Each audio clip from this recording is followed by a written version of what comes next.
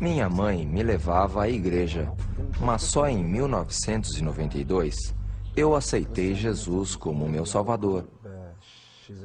A situação atual é muito difícil, mas no passado não era tanto. As pressões que sofríamos vinham mais da família e da sociedade. Naquele tempo, o governo não se envolvia na perseguição aos cristãos. De lá para cá, ficou muito difícil, porque o governo disse o seguinte: precisamos tomar medidas contra a igreja neste país. A população, principalmente em sua porção mais ortodoxa, concordou com a decisão do governo.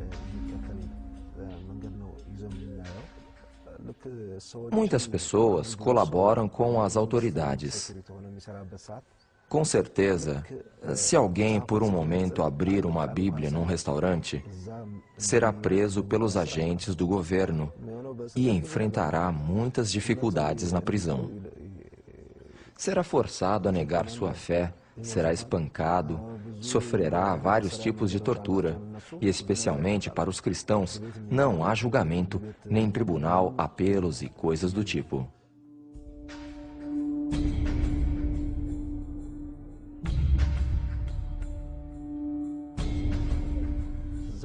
Por exemplo, há alguns cristãos que foram aprisionados há 4 ou 5 anos e jamais foram levados a julgamento num tribunal. Em vez disso, as autoridades exigem que eles assinem documentos negando a fé. Essa é a primeira exigência que fazem.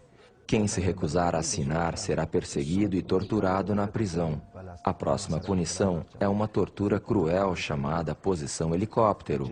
O prisioneiro tem os pés e mãos amarrados junto às costas e é colocado de bruços, apoiando o peso do corpo apenas no abdômen. Os pés e as mãos ficam amarrados junto às costas. Eu entreguei minha vida a Cristo ainda criança e mais tarde fui prestar o serviço militar. Agora dou encorajamento aos cristãos que passam por essa terrível situação. É a nossa vez de mostrar fé e coragem aos que passam pela mesma situação que enfrentei.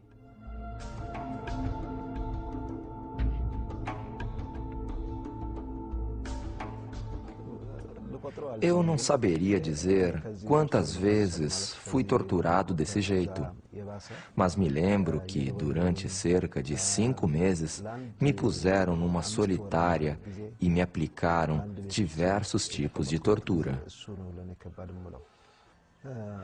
Formávamos um grupo naquela prisão.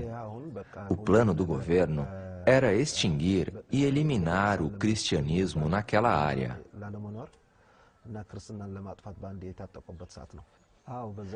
Após 6 meses de prisão e torturas, os representantes do governo surgiram com uma nova ideia.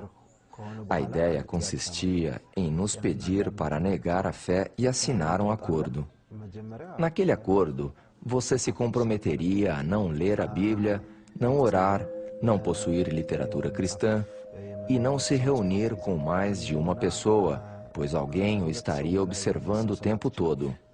Quem concordasse em assinar seria posto em liberdade.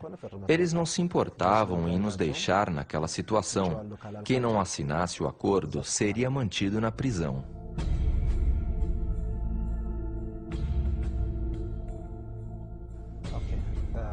Depois que fomos aprisionados, levou apenas 3 meses para que tivéssemos Bíblias sendo contrabandeadas sem que as autoridades soubessem.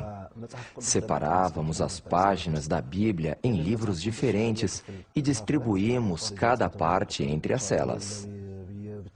Como não tínhamos onde esconder, guardávamos os pedaços da Bíblia em nossas sacolas. 4 cristãos foram escolhidos para cuidar da distribuição das partes da Bíblia entre os presos. Eu era um dos 4 escolhidos. Eu era responsável por coordenar a distribuição. Como não havia papel, eu usava papel higiênico para copiar as escrituras à mão e distribuir. Quando os agentes do governo revistaram as celas, encontraram os trechos da Bíblia que eu havia fornecido. Interrogados sobre quem havia fornecido aquilo, falaram: foi Gideão que entregou. Me castigaram com outra forma de tortura.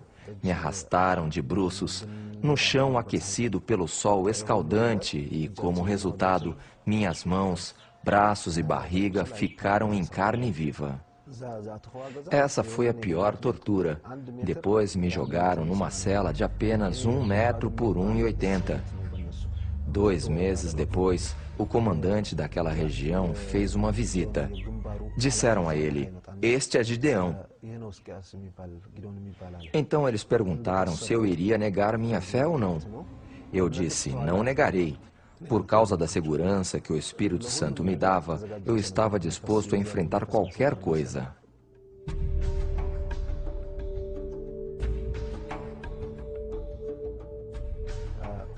Juntaram todos os cristãos em um lugar e fizeram a mesma pergunta para eles: "Vocês vão negar sua fé ou não?" Perguntaram também a mim e eu disse: "Não." Em minha mente havia um só pensamento: Cristo. Para mim, o viver é Cristo. Foi o que o apóstolo Paulo escreveu na carta aos Filipenses. Para mim, o viver é Cristo e o morrer é lucro. Começaram a me espancaram por todas as partes do corpo. Naquele momento, eu lembrava que o Senhor Jesus havia passado pela mesma situação. Ele foi espancado ao pagar o castigo pelos meus pecados. Participar de seu sofrimento era uma grande honra para mim. Era nisto que eu pensava. Não foi fácil, não foi nada fácil. Mas quando penso no quanto maior foi o sofrimento de Jesus, percebo como é fácil suportar minha dor.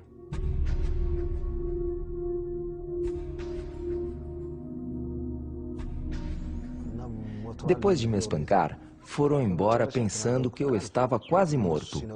Me lembro de ter orado em voz baixa: "Senhor, perdoa esses homens. Eles não compreendem o que estão fazendo. Eu entrego minha alma para descansar em tuas mãos."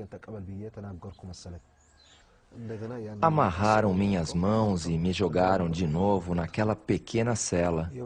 Eles fizeram tudo isso pensando em ensinar uma lição aos outros, para forçá-los a assinar o acordo. Esse era o motivo de fazerem tudo isso na presença dos outros prisioneiros. Para mim, o espancamento não foi o mais difícil, mas a permanência naquela cela minúscula era quase insuportável.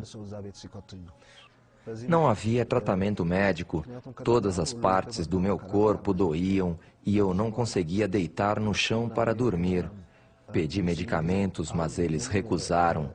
Eu não tinha nenhum osso quebrado, mas todas as partes do corpo estavam doloridas. Depois de 2 semanas, minhas pernas começaram a doer muito e feridas se abriram. Então fiz uma oração. Eu disse: "Senhor, Tu és o médico dos médicos. Cura-me." Assim que orei, senti a presença do Espírito Santo em meu corpo. Um dos guardas se compadeceu e decidiu me ajudar e me trouxe sal. Misturando sal com água, eu lavei o ferimento.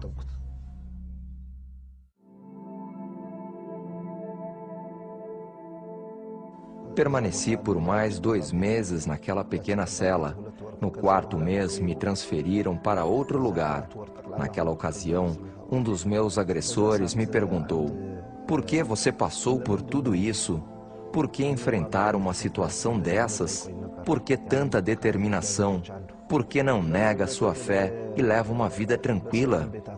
Eu respondi: "Estou pagando um preço não só pela minha fé, mas pela liberdade neste país. Para mim, a palavra de Deus é vida."